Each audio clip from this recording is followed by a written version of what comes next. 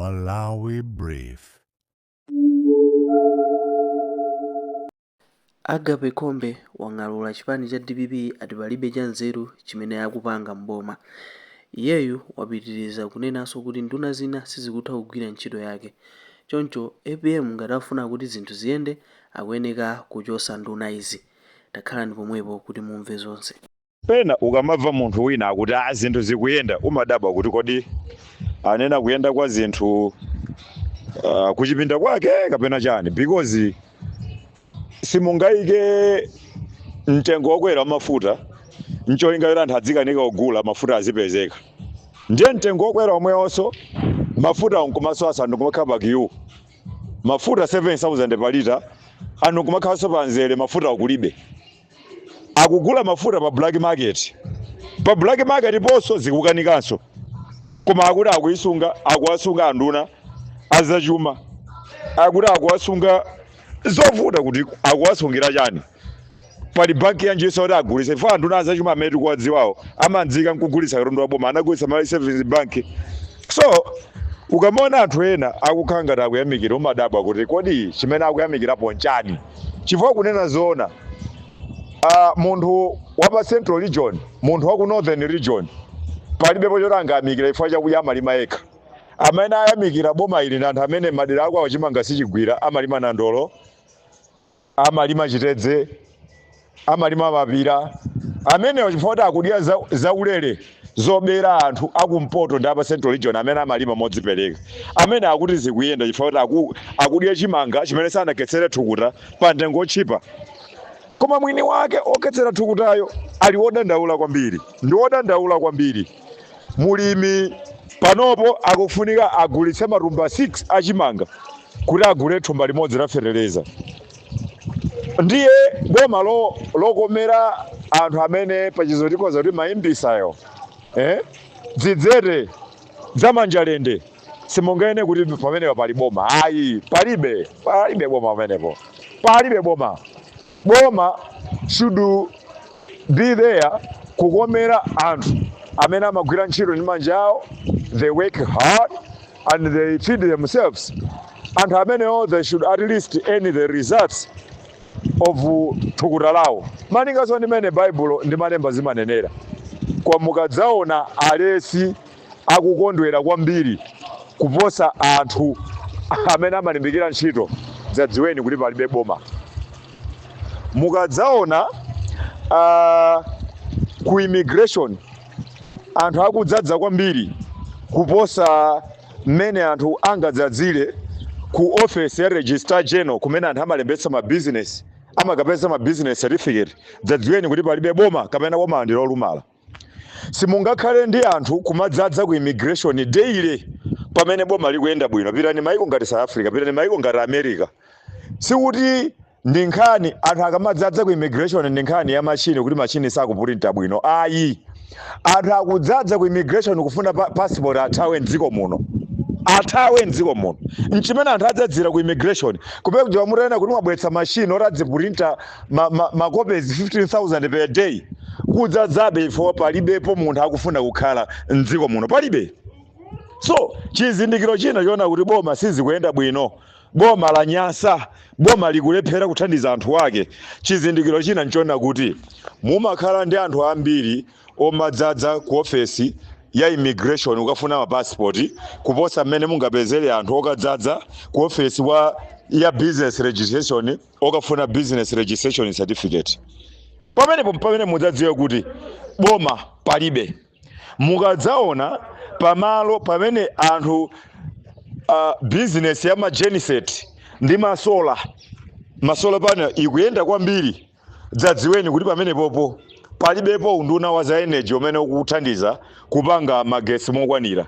Simungapite ku America nkukapanga business ya masola panel ine nkuda kuti zikuyenderani. Palibe. Chifukwa kumene koko ali ndi magetsi okhazikika. People will not buy you. Adzikudabwanso kuti solar panel ndi yachani. Koma kuno ku Malawi kuli business ya masola panel. Ndipo chifukwa china chimene ngakhale nkhani ya magetsi ikutivutira nchoena kuti ngakhale akulu ena bomawo ali mu business imene ndi ma traders ya solar panel.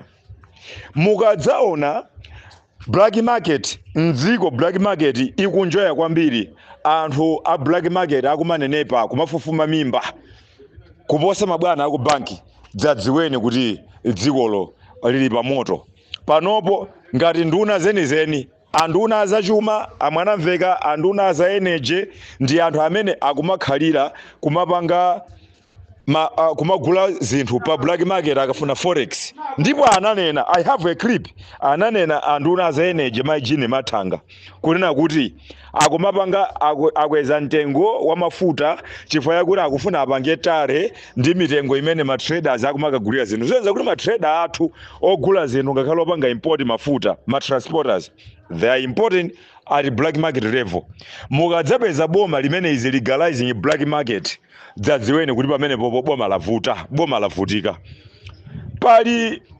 higher level of cluelessness amene akungomangidwa mdziko muno ndi anthu andale osati anthu aphwanya lamulo ukakhala wandale ukhala bwezi la maunyolo nakutenga lero nakutenga mawa na upulumukira khoti so we cannot afford to live kunena kuti zinthu zili normal in this way imene zonyasa zambiri zikungopitirira okay tilachosa chakwera tinkauzidwa ari kunena kuti asatinamize zonena kuti mafuta akukwera chifukwa cha nkhondo ya ku Ukraine ndipo amanena kuti dziko la Malawi si neighbor wa Ukraine kulibe border imene ndiyo gawana ndi Ukraine leroli wina ali mphuno kumatiuza kuti mafuta adula mtengo chifukwa kuti kuli nkhondo ya Iran ife ndane ba Iran ife ndane ba Iran kuli nkhondo ku Mozambique kuli nkhondo ku Tanzania kuli nkhondo ku Zambia amene ndiye maneba athu nkhondo zawo zikhoza tikhudza munthu asakunamizeni kunena kuti ayi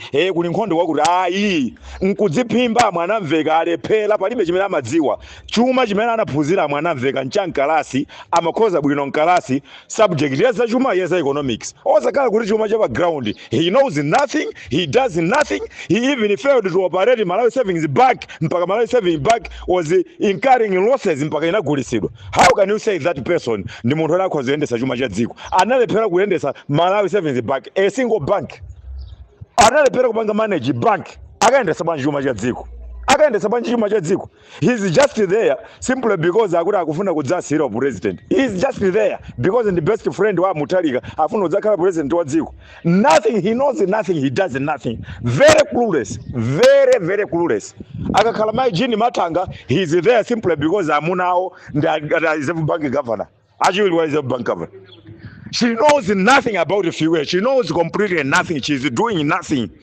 Amalawi muyembekeze kuti pompano muonaso zinthu zikuipira mafuta akudula then we go ku agriculture simungawa kweze mtengo wa nandolo kuti nandolo akhala odula chimanga ikhale chochipa mungodziwa kunena kuti pamene pali misala mapira kudula kuposa chimanga zinthu zimene zimalowa fereleza zikakhale zochipa zinthu zimene sizilowa fereleza zikakhale zodula pamene muzadziwa kunena kuti kubomako kuli nduna zina zimene they are just there mwina chifukwa choti kaya Mutalika nthawi imene ma account awo anatsekedwa kankakatula bullet ndiwo we don't even know koma in real sense APM apapa anenera kukhala ndi timu yothandiza osayendera za mayina kuti awa ndi otchuka awa ndi achani ayi anyamata amene ali kumene kuja as much as we know about economics sizudaliya kuti ali wina wakangapanga za economics in class ayi zikudaliya munthu amene amadziwa kuti dziko lake limafunika chani kula nyamata kumene kuja zoyendera mbiri iyayi ayi kula nyamata kumene kuja they can do better pa economics chifukwa kuzidziwa za chuma za ku Malawi osati zoyendera mbiri tikuzuzana apa tipetsana zipatala zasanduka zolipira zipatala za boma chuma chona dziko lona kuti chuma chikuyenda bwino mungakanene kuti anthu adzilipira ku Central pamene zikuyenda anthu adzilipira ku Zomba adzilipira ku Queens mukati pamene zikuyenda aziphunzitsa azidulira masalale pamene mukati zikuyenda there is nothing working here akunamiza Peter Mutalika akumunamiza these people are traditional liars akumanamiza bwana zinthu zikuyenda palibepo chikuyenda palibe kumangodya misonkho ya Malawi kumangodya now munthu ukamona wina akuvomereza kumene kuti zinthu zili bwino. Dziweni kuti akubaja ndi mukangona wina akuna kuti panopo zinthu zikuyenda dziwani kuimba vaija ndiyo. Munthu amene Professor Peter Mutharika akadzangu kuti akutula pasi udindo 2030 adzakhala ali kundende ine apa akadzadza kundende awa milandu yawo singasowe. Munthu amene akuti panopo zinthu zikuyenda ndokuba boma iliru chiro icho seba zikwenda bwino akanangoyesa kuti asinthe nduna ya zachuma asinthe nduna ya za energy because these two people onse for that matter mpachikhazi ndakuchita dzulo. These two people are ononga palibepo, they don't know anything. Abetsa ndalama ma dollars ukabetsa ndalama ku Zambia chimanga nkasungu anthu akugonera nacho ndi dziko liti simply because ali ma business ama truck amafuna apatse ma business yawo ma truck yawo apatse ma business kuma akatenga chimanga ku Zambia. In fact chimanga chimene amakatenga ku Zambia kuneko ngofuna kubera ma dollars. There is no point yona kuti tikagula chimanga ku Zambia pamene chimanga malaimono chilimo cha mbiri palibe kungoba basi nduna ya zachuma very clueless, very useless. Nduna ya energy very clueless, very useless. Maunduna wa mukozi utenga munthu olofo mu 3 ayendetsa chifukwa kumene kuja kubakhala kale ma technocrats ayendetsa koma zomatenga kuti ari awanda aswene auje awa inu mungoziwitsa nazo dziko.